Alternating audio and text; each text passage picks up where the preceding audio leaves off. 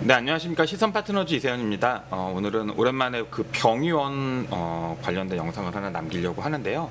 최근에 우리 병의원들이 그 가족법인을 활용한 비즈니스 플랜이 굉장히 좀 다양해진 것 같습니다. 물론 이제 가족법인을 활용한다는 구도 자체가 지금 대한민국의 세법 상법상 그냥 개인 대 개인의 어떤 증여나 상속, 양수도의 측면보다는 개인 대 법인 혹은 법인 대 법인의 구조, 법인을 활용해 과세의 대상이나 시점을 분산한다, 이런 다양한 합리적인 비즈니스 모델이 가능하기 때문에 법인을 활용해서 이제 어떤 우리 모기업 병원에 경영의 효율을 제고한다거나 세금을 줄이는 절세를 도모하는 이런 방법들이 상당히 다양하게 시도들이 되고 있고 굉장히 많은 병의원들 원장님들이 문의를 주고 계시고요. 또 병의원을 상대해야 되는 거래처들이죠. 제약회사라든가 의료기기회사, 치료, 소모품, 기공소 이런 회사들도 병원과의 어떤 영업적인 상생을 도모하기 위해서 법인을 신규로 만들거나 혹은 기존에 사용하는 어떤 법인들이 병원에 기여할 수 있는 비즈니스 플랜을 짜는 경우들이 점점점 늘고 있습니다.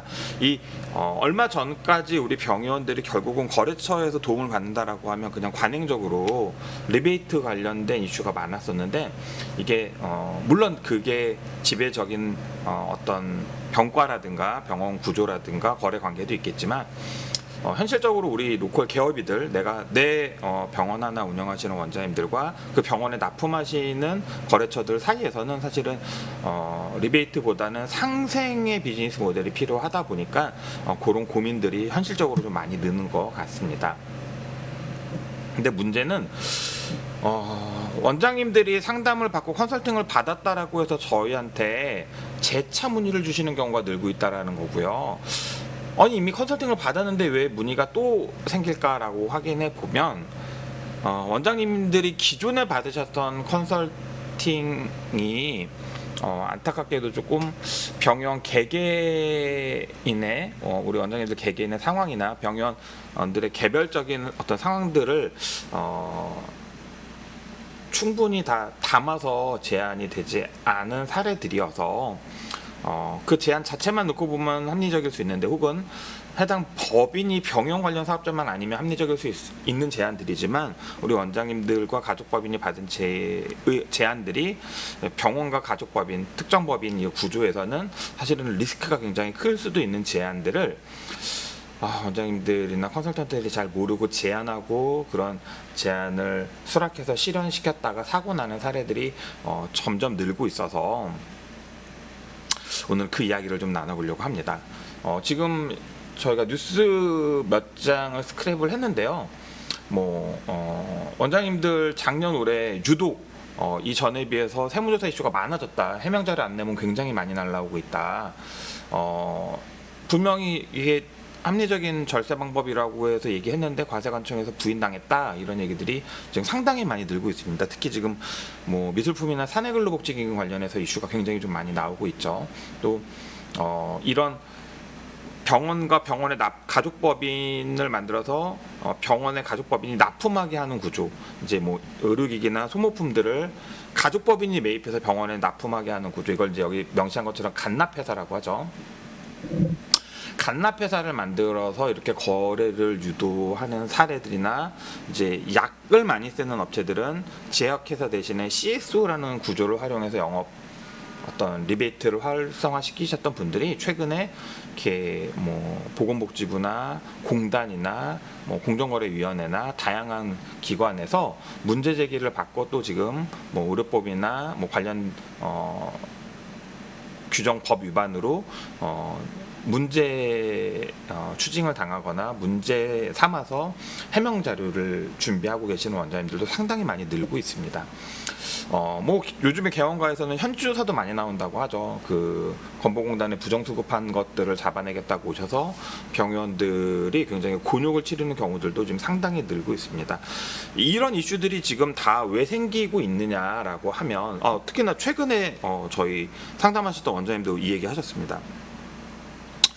분명히 컨설팅 받을 때 된다고 해서 광주나 용인이나 이렇게 경기 외지 혹은 지방에다가 소사무실 구해서 이제 서울에 있는 부동산을 가족법인 명의로 취득하셨다가 취득세 중과세 이슈가 생겨서 추징당했다, 이런 문의를 주시는 원장님들도 있었습니다.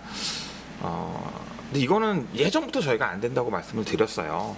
왜냐하면 여기 지금 신문에도 올해 4월이네요. 영등포구에서 조세정의 실현에 앞장서서 취득세 중과세율을 피하기 위해서 과밀 억제권형 외 지역에다 사업자 등록만 내놓고 지방세 중과를 면하시는 기업들에 대해서 조사해서 추징했다라는 얘기들이 나오고 있고요. 이렇게 추징하게 된 이유는 뭐냐면, 우리는 사업자 등록 소재지를 본점이라고 얘기하지만 과세관청 입장에서는 법인의 주된 기능을 수행하는 주된 기능, 그다음에 총무, 재무, 회계 등 최근의 판례에서는 이제 전자세금 계산서 발행된 IP 위치를 본점 소재지로 한다라고 얘기를 해서 문제가 된 사례도 있었습니다. 그래서 그냥 결국은 뭐냐면 가족법인을 활용해서 우리가 페이퍼상의 어떤 작업으로 이렇게 세금을 줄일 수 있다라는 접근 자체가 이제는 좀 어렵다, 실현시키기 어렵다, 문제될 소지가 많다라는 걸 이제는 좀 인지하고 이해하실 필요가 있다라는 말씀을 드립니다. 저희가 반복해서 계속 말씀드리지만, 원래 가족법인을 활용한다라는 접근은 병원의 비용을 만든다는 접근으로 접근하시면 반드시 사고가 납니다. 결국은 원장님들이 의료 활동도 하시고 의료 외 활동으로도 경제적 수익을 가져가신다라고 하면, 원장님만 할 수 있는 의료 행위는 당연히 병원에서 하시고, 원장님, 그러니까 의사 자격 없이도 할 수 있는 나머지 사업들, 뭐 세미나라든가 뭐 생활용품이나 칫솔, 치약, 뭐 로션, 마스크, 의약 용품들을 취급하는 거는 이제 원장님 아니어도 할 수 있는 일들이니까, 이제 의료 외 경제활동들은 가족법인을 만들어서 매출을 분산시킨다. 그래서 가족법인에서 경제활동을 해서 캐시플로우를 만들어낸다, 이렇게 접근을 하시는 게 합리적이지, 자꾸 가족법인에서 뭔가 만들어서 병원에 넣어준다 이런 식으로 접근을 하게 되면 거래 물품이 의료 관련된 사업이면은 이거는 의료법 위반으로 분쟁 사유가 될 수도 있고요.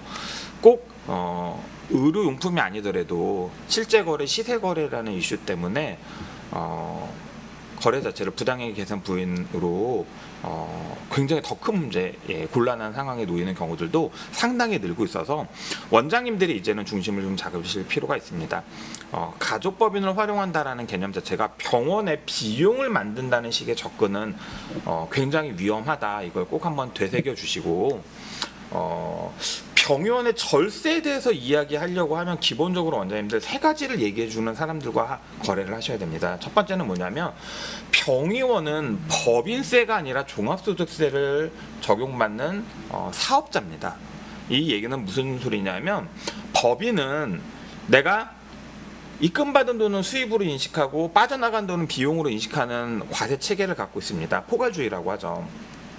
그래서 비용 처리라는 말을 좀 더 포괄적으로 할 수 있는데, 개인 사업자들은 사실은 매출을 일으킨다고 무조건 세금을 내는 게 아니죠. 우리 소득세법에 열거된 경제활동을 했을 때만 우리는 소득세를 납부해야 되는 경제활동으로 인식이 되기 때문에, 비용 처리라는 이슈에서도 사실은 이 소득세가 과세되는 경제활동을 하는데 쓰는 돈만 비용이다라는 인식을 가지셔야 합니다. 그래서 병원의 비용 처리는 병원과 무관한 경제활동으로는 만들 수 없다. 그리고 이 비용을 특정 법인이라고 합니다. 특수관계자 간의 거래를 통해서 만들려고 하시면 부당행위 계산 부인 이슈가 생길 수 있기 때문에 원장님들은 법인세 적용 대상이 아니다. 종합소득세 적용 대상이다. 또 소득세, 사업소득에 대한 종합소득세를 적용받으시는 분들이기 때문에 사업자에게 부과되는 최저환세라든가 환급조사 이슈들도 발생할 수 있습니다.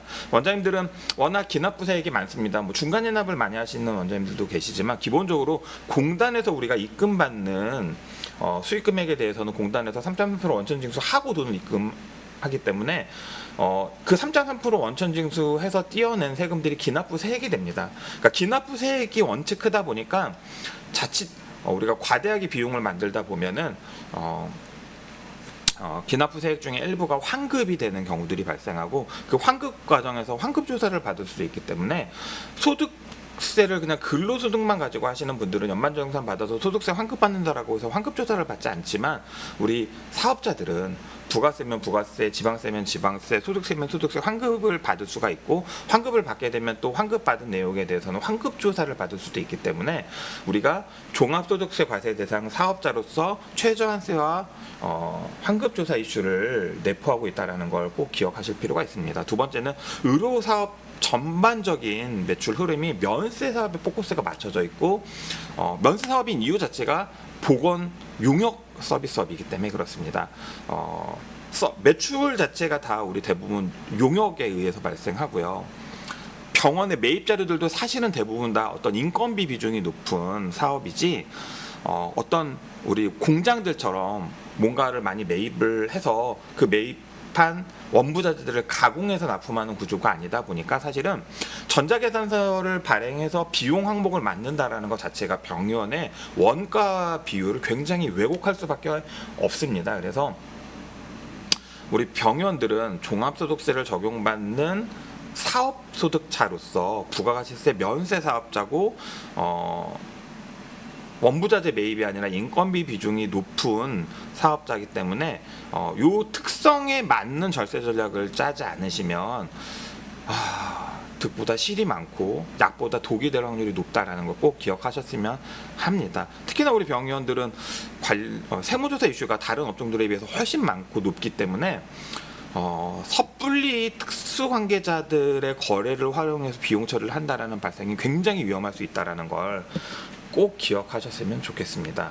그래서 저희가 제안을 할 때도 최근 저희가 비용을 만드는 거래를 가공하는 방식이 아니라 소득공제를 좀 우리 활용합시다. 벤처기업에 투자하면 소득공제를 해준다는 주특법 제16조 규정에 따라서 종합소득의 50%까지 이건 엄청난 거거든요. 종합소득의 50%까지 소득공제를 해준다 하니 우리 안전하게 벤처 투자하시고 소득공제 받아서 세금을 좀 줄여봅시다. 이런 제안들을 많이 하고 있는데요. 이것도 마찬가지입니다. 우리 병의원들마다 가지고 있는 상황들이 다 다르기 때문에 그 상황을 충분히 감안하고 고려해서 방법을 짜야지 저희 원장님들 중에서 벤처투자 소득공제 활용하셨던 원장님들 질문 사례들 받아보면 생판 모르는 남한테 투자했다가 소득공제는 받았는데 원금을 못 돌려받았다는 분들이 훨씬 많고요. 또 지인들한테 투자했다가 나중에 투자금 회수하는 과정에서 다툼이 생기는 사례들도 상당히 많았다라는 이야기들을 해주십니다. 병의원들마다 가지고 있는 어떤 구조, 상황에 맞게 벤처 투자 모델도 다양해질 수 있고요. 벤처 투자를 활용해서 우리가 득하고자 하는 것들이 소득공제에 국한될 수도 있고 실제 투자 활동이 될 수도 있고 또 혹은 다양한 사업 영역을 확장하는 방법이 될 수도 있습니다. 다만 여기서 이제 조심하셔야 될 건 뭐냐면 가족법인을 통해서 벤처 투자를 활용하시는 비즈니스 모델이나 개인 투자 조합을 활용해서 소득공제를 활용하시거나 혹은 투자자들을 모집하는 경제활동을 하신다라고 했을 때 그렇게 해서 모집된 돈들이 다시 병원으로 재투자되도록 하시면 안 됩니다. 이거는 굉장히 큰 위험한 의료법 위반 이슈가 생길 수 있기 때문에 가족법인이나 개투조합으로 돈을 투자금을 모아서 그게 병원으로 들어오게 하면 절대 안 된다. 의료법 위반 소재가 있다. 두 번째는 벤처투자 소득공제 역시 조특법상 소득공제입니다. 소득세법상 소득공제가 아니라 조특법상 소득공제다 보니 최저한세 이슈에 적용을 받고요. 환급조사 이슈가 당연히 생길 수 있습니다. 그래서 우리 병의원들이 벤처투자 소득공제 모델을 활용하거나 개인 투자조합 이라는 플랜을 활용하시려고 할 때도 병의원들 개개의 상황에 맞게 또 병의원들의 투자 경험이나 인사이트에 맞게 적합한 벤처투자 소득공제 모델 찾으셔야 한다라는 말씀을 좀 드립니다. 그래서 원장님들이 최근에 뭐 작년도 그렇고 올해는 더 많이 늘었더라고요. 이렇게 다양한 솔루션을 제안을 받으시고 실현하셔서 세금을 줄이고자 시도하셨는데 의도한 것과 다른 결과가 나왔고 과세관청에서 문제 삼은 사례들이 지금 계속 늘고 있어서 우리 취지에 맞게 또 현행법 또 우리 병의원이라는 고유한 이제 소득세법상 또 의료법상 제재 항목들을 좀 잘 기억하셔서 요 테두리 안에서 병원 우리 맞춤형 솔루션, 맞춤형 상담을 통해서 방법을 좀 찾아 나가시고 방향을 잡아가시면 현실적인 도움이 되지 않을까라는 생각이 들어서 최근에 문제됐다는 원장님들 상담을 너무 많이 해서 관련된 이슈들을 좀 남겼습니다. 중요한 건 과세관청 입장에서나 보건복지부나 심평원 입장에서도 거래 가공, 페이퍼워크를 통한 어떤 요식행위를 인정해주지 않습니다. 꼭 기억하셔서 우리 병원에 맞는 솔루션을 좀 찾으셨으면 좋겠습니다. 이제 병원도 병원에 맞는 맞춤형 현명한 컨설팅이 필요합니다.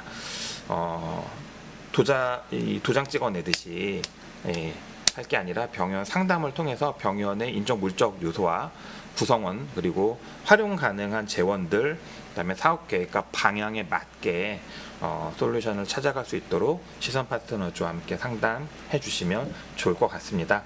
오늘 영상도 끝까지 시청해 주셔서 감사하고요. 저희 유튜브 채널도 많이 구독, 좋아요 부탁드리도록 하겠습니다. 감사합니다. 오늘 영상은 여기서 마칠게요. 감사합니다.